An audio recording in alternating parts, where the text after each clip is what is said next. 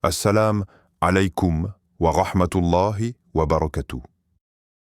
Ferme les yeux un instant. Ne pense à rien. Laisse simplement ton cœur respirer. Le monde autour de toi est peut-être bruyant, rapide, parfois étouffant. Mais dans ce silence que tu crées maintenant, il y a un espace. Un espace entre ton cœur et le ciel. Imagine, juste un instant, que chaque fois que tu récites un verset du Coran, le ciel s'ouvre doucement au-dessus de toi, comme une brise invisible qui passe entre les nuages, portant avec elle la miséricorde d'Allah. Cette miséricorde descend dans ton cœur comme une pluie silencieuse, une pluie de lumière qui ne mouille pas la peau, mais qui apaise l'âme. Tu l'as sans doute déjà ressenti, ce calme soudain après une prière, cette chaleur inexplicable après avoir murmuré le nom d'Allah, cette larme qui tombe sans raison apparente, sinon parce que ton cœur vient d'être touché. C'est ça, la trace de sa parole en toi. Parmi toutes les sourates du Coran, il en existe une que tu connais par cœur. Tu la récites dans chaque prière. Tes lèvres la prononcent plusieurs fois par jour, mais ton cœur, l'écoute-t-il vraiment? Cette sourate, c'est Al-Fatiha, la sourate de l'ouverture.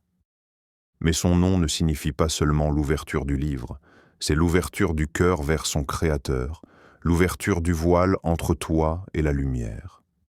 Car en vérité, chaque verset d'Al-Fatiha est une porte vers une compréhension plus intime d'Allah, une porte vers la paix, la guérison et l'exaucement. Imagine, tu es debout dans ta prière. Le monde s'efface autour de toi. Les bruits se calment. Les pensées se dissolvent. Et soudain, tu dis « Bismillahir Rahmanir Rahim ». À ce moment précis, sans que tu le vois, le nom d'Allah se grave dans l'air devant toi. Et tout ce que tu es, ton passé, ton présent, ton douleur, ton espérance, se connecte à lui. Tu ne fais plus qu'un avec cette parole. Et si tu savais combien de bénédictions descendent à cet instant, tu ne dirais plus jamais ces mots avec distraction. Le prophète a dit « Allah n'a pas révélé dans la Torah, ni dans l'Évangile, ni dans les psaumes, ni dans le Coran, une sourate semblable à Al-Fatiha, rapportée par At-Tirmidhi. C'est dire sa grandeur. Car Al-Fatiha est comme un résumé du Coran entier. Elle contient la louange, la gratitude, la foi, la dépendance, la guidance et l'amour. 7 versets, 7 clés pour ouvrir ton cœur. Mais la plupart des gens la prononcent sans l'habiter. Ils la disent, mais ne l'écoutent pas. Et c'est là le secret. Ce n'est pas la langue qui parle à Allah, c'est le cœur. Alors reprenons. Imagine-toi encore une fois dans le calme de la nuit. Peut-être après le Isha. Le monde dort, mais toi tu veilles, le regard tourné vers le ciel sombre. Tu prends ton Coran et tu lis doucement « Alhamdu lillahi rabbil alamin ». Louange à Allah, Seigneur des mondes. À ce moment précis, tu viens d'ouvrir la porte de la gratitude. Tu reconnais qu'il t'a donné la vie, la santé, la foi. Tu réalises que tout ce que tu possèdes, même ton souffle, vient de lui. Et dans ce simple acte de reconnaissance, ton âme se purifie. Puis, tu continues. Ar-Rahman Rahim. Tu rappelles à ton cœur qu'Allah est le tout miséricordieux, le très miséricordieux. Même quand tu fautes, il t'attend. Même quand tu t'éloignes, il t'appelle. Même quand tu crois ne plus mériter son amour, sa miséricorde te poursuit encore. Chaque récitation d'Al-Fatiha est une conversation. Quand tu dis « Iyyaka na'budu wa iyyaka nasta'in », tu dis « C'est toi seul que j'adore, et c'est toi seul dont je demande secours ». Et Allah te répond. Oui, il te répond, même si tu ne l'entends pas. Car dans la prière, tu ne récites pas seulement un texte, tu dialogues. Les anges, eux, t'entourent. Ils écoutent ta voix et portent tes mots vers le trône. Et pendant que toi, tu récites sans t'en rendre compte, les portes du ciel s'ouvrent et la lumière coule comme une rivière douce. Mais combien d'entre nous vivent cette sourate comme un rituel plutôt que comme une rencontre? Combien murmurent ces versets sans réaliser que c'est Allah lui-même qui y répond? Tu vois, le but d'Al-Fatiha n'est pas de la dire, c'est de la ressentir, de la laisser pénétrer chaque recoin de ton être, jusqu'à ce que ces mots ne soient plus ce que tu récites, mais ce que tu deviens. Dans ce monde où tout va vite, où les notifications remplacent la méditation, où le stress ronge la paix, Al-Fatiha t'invite à ralentir, à revenir à l'essentiel, ton lien avec ton Créateur. Quand tu ressens un vide, récite-la. Quand tu es perdu, récite-la. Quand ton cœur pleure sans raison, récite-la. Pas comme une formule, mais comme une conversation intime avec Allah. Car chaque récitation est une promesse. La promesse que, même si tout échappe, Allah, lui, t'écoute. Et parfois, ce n'est pas ta vie qu'il change en premier. C'est ton regard, ton cœur, ta lumière intérieure. Le Coran n'est pas un livre comme les autres. C'est un souffle. Une respiration d'Allah adressée à ses serviteurs. Chaque lettre qui y est inscrite a traversé le ciel avant d'atteindre la terre. Chaque mot est descendu avec un poids sacré, un secret que les cœurs purs peuvent sentir, même quand la langue ne le comprend pas encore. Quand tu ouvres le Coran, ce n'est pas un simple texte que tu tiens entre tes mains. C'est une porte, une lumière qui relie ton monde au monde d'en haut. Ce livre est vivant. Et lorsque tu le récites, c'est comme si le ciel écoutait ta voix et y répondait par une paix silencieuse. Le prophète a dit « Récitez le Coran, car il viendra le jour de la résurrection comme intercesseur pour ceux qui le récitent », rapporté par Muslim. Ce hadith n'est pas qu'une promesse, c'est un message d'amour. Le Coran est comme un ami fidèle, un témoin qui parlera pour toi quand tout le reste se taira. Le jour où ni ta richesse, ni ta force, ni même tes proches ne pourront te sauver, le Coran se lèvera pour dire « Ya Rab, cette voix m'a récité dans la nuit. Elle m'a lu quand ses yeux se fermaient de fatigue. Elle a trouvé en moi un refuge quand le monde l'a blessé, et Allah écoutera. Parce qu'il a lui-même révélé ces mots. Parce que cette voix qui récitait dans le secret de la nuit, c'était une voix qu'il appelait avec amour. Le Coran n'est pas fait pour être lu uniquement avec les yeux. Il est fait pour être vécu. C'est une présence qui s'invite dans ton quotidien, dans ton silence, dans tes douleurs, dans tes prières. Chaque fois que tu ouvres ces pages, tu deviens le témoin d'un dialogue entre Allah et son prophète. Et si ton cœur s'ouvre, ce dialogue devient le tien. Allah ne s'adresse pas aux masses, il s'adresse à toi.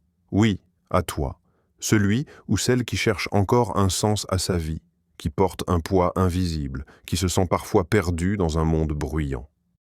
Quand tu récites, ce n'est pas seulement ta voix que le ciel entend, c'est ton âme qui répond à un appel ancien, un appel inscrit dans ton fitra, ta nature première, depuis ta création. Le prophète a aussi dit « La sourate Al-Fatiha est un remède pour toute maladie. » Ad-Darimi. Un remède. Pas seulement pour les douleurs physiques, mais pour les blessures qu'aucun médecin ne peut voir. La peur qui t'empêche d'avancer, la fatigue du cœur qui ne trouve plus de sens, la tristesse que tu caches derrière un sourire. Al-Fatiha guérit parce qu'elle reconnecte. Elle relie ce qui a été brisé en toi au fil du temps. Elle recolle les morceaux de ton cœur dispersés. Et dans cette connexion, la guérison commence. Regarde autour de toi. Tout dans ce monde communique avec Allah. Le vent, les arbres, les étoiles, les oiseaux. Chaque élément glorifie son Seigneur à sa manière. Mais l'humain, lui, a reçu quelque chose d'unique, la parole. Et la plus belle des paroles, c'est celle qu'il prononce en récitant le Coran. Chaque son que tu émets en prononçant ces versets est une lumière qui sort de ta bouche. Tu ne la vois pas, mais les anges la voient. Ils se rassemblent autour de toi, écoutant attentivement ta récitation et remplissent l'espace où tu te trouves d'une paix subtile. Les savants disent que lorsque le croyant récite le Coran, même les murs de sa maison deviennent témoins. Ils entendront et au jour du jugement, ils témoigneront. Ya Rab, dans cette maison, ton livre a été récité. Ce n'est pas un hasard si le Coran commence par Al-Fatiha, parce que avant de lire, il faut ouvrir. Avant de comprendre, il faut ressentir. Et avant de parler à Allah, il faut ouvrir la porte du cœur. La Fatiha est cette clé. Une clé que tu tiens déjà, mais que tu oublies parfois d'utiliser. Quand tu la récites, ne la dis pas avec précipitation. Dis-la comme on dit des mots d'amour. Dis-la comme on s'adresse à celui qui t'écoute vraiment. Tu n'as pas besoin de belles phrases ni de voix parfaites, seulement d'un cœur sincère. Il y a des moments dans la vie où tout semble se refermer, les projets échouent, les relations se brisent, les prières semblent rester sans réponse. C'est dans ces instants qu'Al-Fatiha agit comme une lumière. Pas une lumière qui éclaire autour de toi, mais une lumière qui s'allume en toi.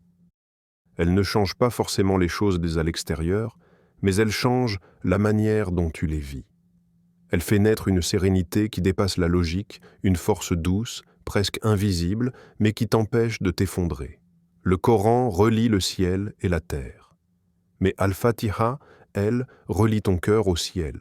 Elle te rappelle que tu n'es jamais déconnecté, que même quand tu es seul dans la nuit, même quand ton cœur doute, même quand ton esprit s'éparpille, il suffit d'un verset pour que le lien se reforme. Et c'est cela, le miracle du Coran. Ce n'est pas seulement un livre qu'on lit, c'est un livre qui te lit, qui te comprend, te répond et te relève. Chaque fois que tu l'ouvres, il t'accueille avec le même amour. Commence à réciter lentement. Ne cherche pas à suivre un rythme, suis ton cœur. Chaque mot est un pas, chaque verset est une respiration, et si un passage te touche, arrête-toi. Ne continue pas tout de suite. C'est peut-être Allah qui te parle à cet instant. Et si une larme monte, laisse-la venir. Elle n'est pas un signe de faiblesse, mais de vie. La récitation du Coran n'a pas besoin de vitesse. Elle a besoin de présence. Tu n'es pas en train de lire pour apprendre, tu lis pour te rencontrer. Car à travers chaque mot révélé, Allah te tend la main. Et quand tu réponds avec ton cœur éveillé, la distance entre toi et lui disparaît. Ne cherche pas à comprendre tout de suite le sens de chaque verset. Parfois, la compréhension vient bien après. Ce que le Coran veut d'abord, c'est que tu ressentes sa présence avant même de décoder ses mots. Lis comme on parle à un ami. Lis comme on confie un secret. Lis comme si chaque mot venait guérir une partie de toi que même toi tu avais oubliée. Parce que quand tu récites avec sincérité, le Coran devient un miroir, un refuge, et parfois même un médicament. Et tu te rends compte que ce n'est pas toi qui lis le Coran, c'est le Coran qui te lit. Il y a deux choses qui donnent vie à ta récitation, l'intention et la foi. Ce sont les deux ailes qui permettent à ton cœur de s'élever. L'intention, Niyya, c'est ce qui distingue un acte mécanique d'un acte d'adoration. Tu peux lire des centaines de pages, mais si ton intention n'est pas claire, tes mots resteront au sol. Avant d'ouvrir le livre, demande-toi « Pourquoi je récite ? Est-ce pour accumuler des hasanat, pour suivre une habitude, ou pour me rapprocher d'Allah sincèrement ? Si la réponse vient du cœur, alors chaque mot devient une lumière. Car Allah ne regarde pas la quantité de ce que tu fais, il regarde la pureté de ton intention. Une récitation simple mais sincère vaut plus que 1000 lectures sans présence. Quand ton intention est pure, Allah met dans tes mots une douceur que même toi tu ne comprends pas. Tu sens que ta langue récite, mais c'est ton âme qui parle. Et tu ressens cette paix intérieure, ce frisson doux qu'aucune autre activité ne t'apporte. C'est cela, la baraka de la Niyya. La foi, al-Iman. La foi, c'est l'aile qui te maintient dans le ciel quand le vent se lève. C'est elle qui te fait continuer à réciter même quand ton cœur est vide. Parce que oui, il y aura des jours où tu ne ressentiras rien, où les versets paraîtront lourds, lointains, sans saveur. Mais c'est dans ces moments-là que ta foi est mise à l'épreuve. Tu continues malgré tout, tu t'accroches, tu récites encore. Et c'est dans cette constance silencieuse qu'Allah t'élève. Parfois, il ne te donne pas de signe tout de suite, mais pendant que tu récites, il déplace des montagnes dans l'invisible. Chaque mot que tu dis trace une route dans ton destin. Chaque verset récité déplace un nuage au-dessus de ta tête. Tu ne le vois pas, mais Allah voit ce que ta foi construit. C'est pour cela qu'il dit « Et quiconque place sa confiance en Allah, il lui suffit ». At-Talaq 65.3. Cette promesse, c'est le cœur même de la foi. Croire, c'est avancer même quand on ne voit pas la route. Et un jour, sans prévenir, tu réaliseras que ton cœur a changé. Tu regarderas les mêmes choses, mais elles ne t'atteindront plus de la même manière. Tu seras toujours dans le monde, mais le monde ne sera plus en toi. Ce n'est pas le monde qui s'est transformé, c'est toi. Et c'est ça, la vraie guérison du Coran. La sourate Sad ne vient pas t'expliquer la vie, elle vient t'apprendre à la regarder autrement. Elle te rappelle que la foi n'efface pas les épreuves, elle leur donne un sens. Parce qu'en vérité, si tout était simple, il n'y aurait plus de place pour la confiance. Si tout était clair, il n'y aurait plus besoin de lumière. Et c'est dans les zones d'ombre que la foi se révèle, dans ces moments où tu n'as plus rien d'autre qu'Allah. Cette sourate vient murmurer à ton cœur. Ne te décourage pas. Même dans la difficulté, Allah t'écoute. Et quand tout semble bloqué, Sad t'ouvre une porte que toi seul ne pouvais pas voir. Elle ne te promet pas une vie sans douleur, elle te promet une paix dans la douleur. Et c'est souvent dans le silence de la prière, dans le calme de la nuit, que tu comprendras que tu n'as jamais été seul. Chaque verset de cette sourate agit comme une graine. Tu la déposes dans ton cœur par ta récitation, et jour après jour, Allah la fait pousser. Certains jours, tu ne verras rien changer. Mais dans l'invisible, ton âme se renforce. La foi, c'est comme une graine sous la terre. On ne la voit pas grandir, mais un jour, elle perce la surface, et tu réalises que tout ce silence n'était pas du vide, mais une croissance cachée. Quand tu récites cette sourate le matin, après le Fajr, c'est comme si tu déposais un parfum de sérénité sur ta journée. Ne me laisse pas suivre les chemins de la colère ni de l'oubli. C'est une promesse, une direction, une prière de fidélité. Chaque verset est une porte. Une porte qui s'ouvre sur un secret, un souvenir, une énergie spirituelle. Et quand tu les récites avec le cœur, tu n'es plus un simple lecteur. Tu deviens un témoin du dialogue éternel entre Allah et ses serviteurs. Chaque mot est une invocation. Même quand tu ne demandes rien, le simple fait de réciter est déjà une demande. Parce que le Coran ne se lit pas, il se vit, il se respire, il s'entend à l'intérieur de soi, et chaque récitation est une connexion.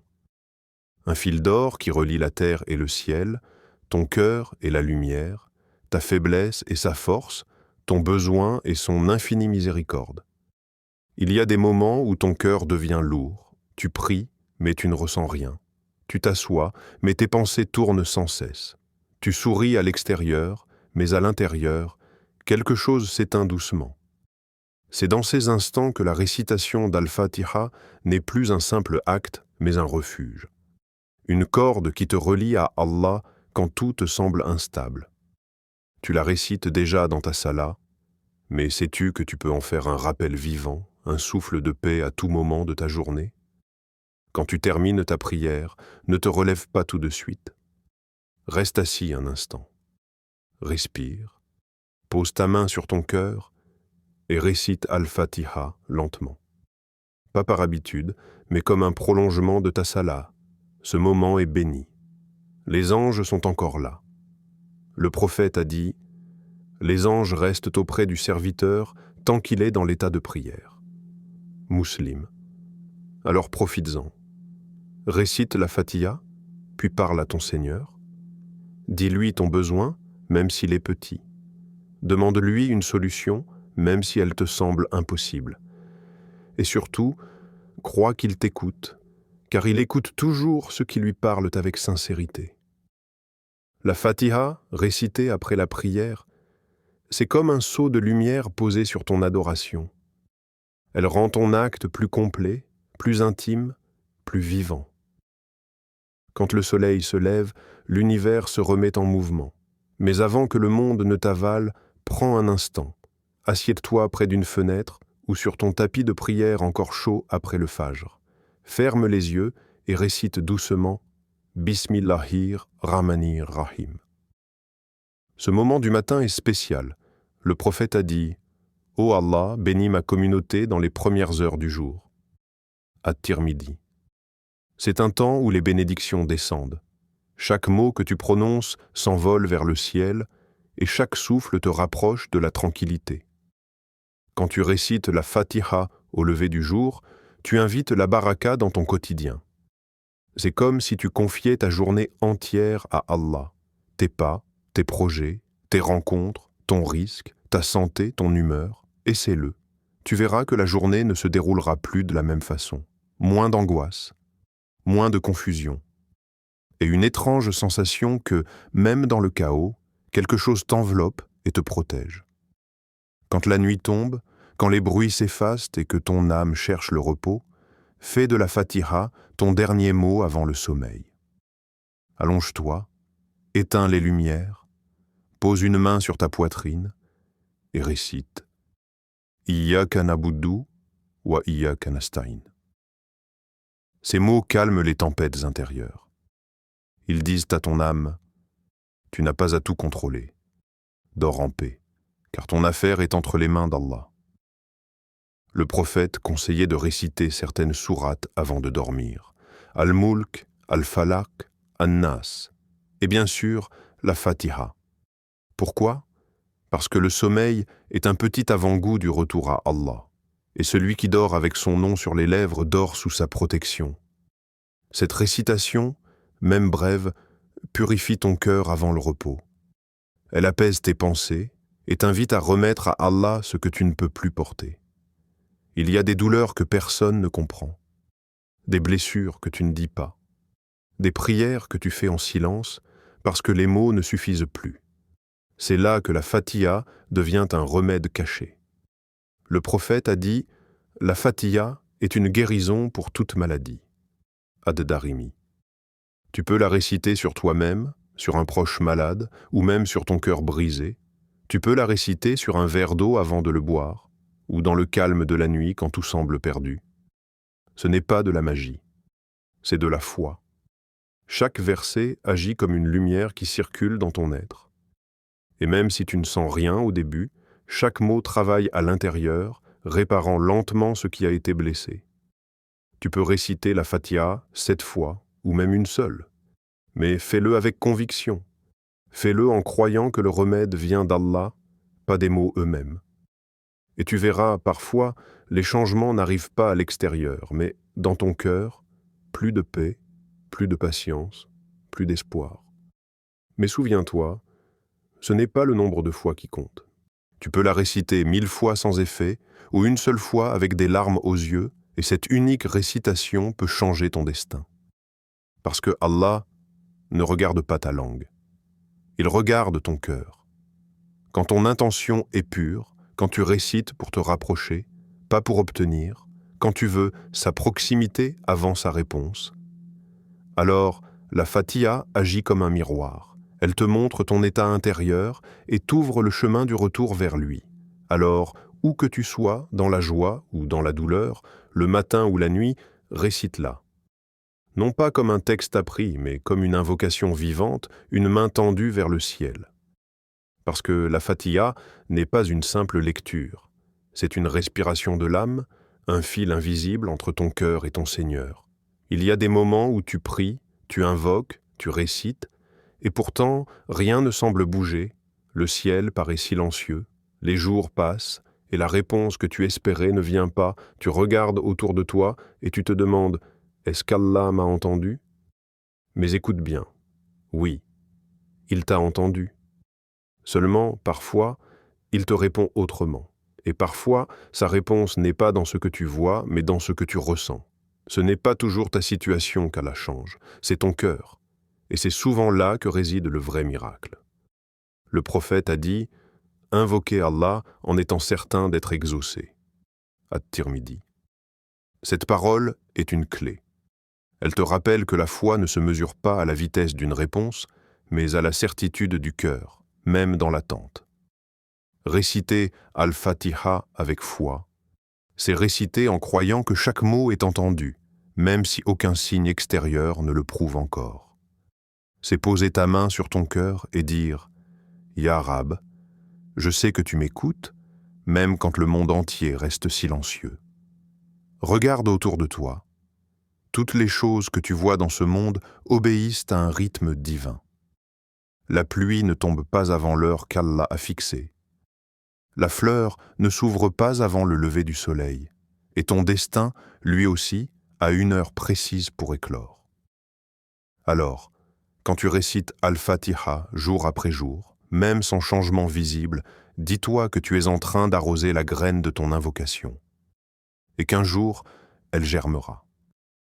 Pas forcément de la manière que tu imagines, mais toujours d'une manière meilleure.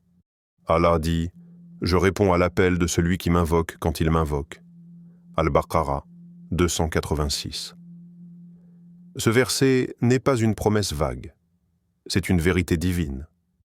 Mais il contient un secret, quand il m'invoque, c'est-à-dire avec présence, avec sincérité, avec constance.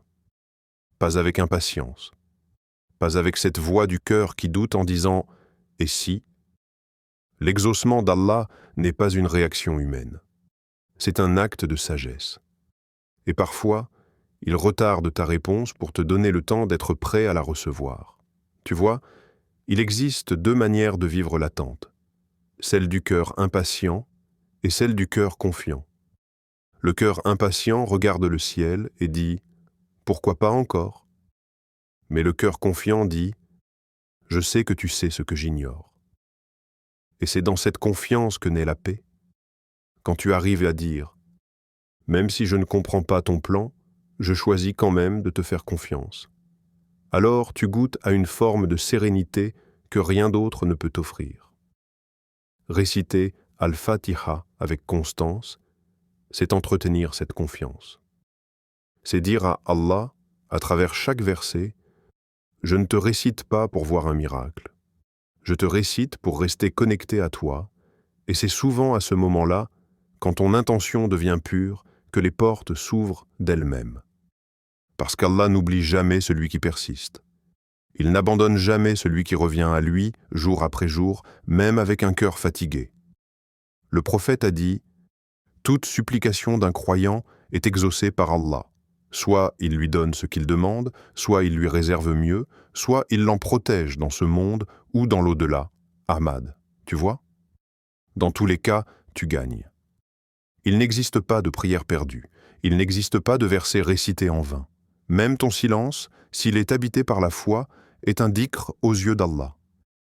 Imagine un instant, tu récites Al-Fatiha la nuit, seul, les yeux fermés. Tu dis « Ihdina sirata al-mustaqim » et ton cœur tremble. Tu ne le sais pas. Mais à cet instant précis, un ange note ta sincérité.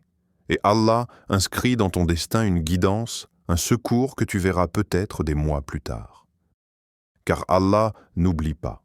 Il écrit chaque larme, chaque parole, chaque soupir de foi. Et même si tu ne vois pas encore le fruit, le ciel, lui, t'a déjà répondu.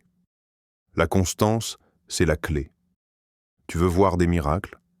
Commence par être constant dans ta relation avec Allah. Pas seulement quand tu as besoin, mais aussi quand tout va bien. Parce que le croyant sincère ne récite pas pour obtenir, il récite pour se rapprocher.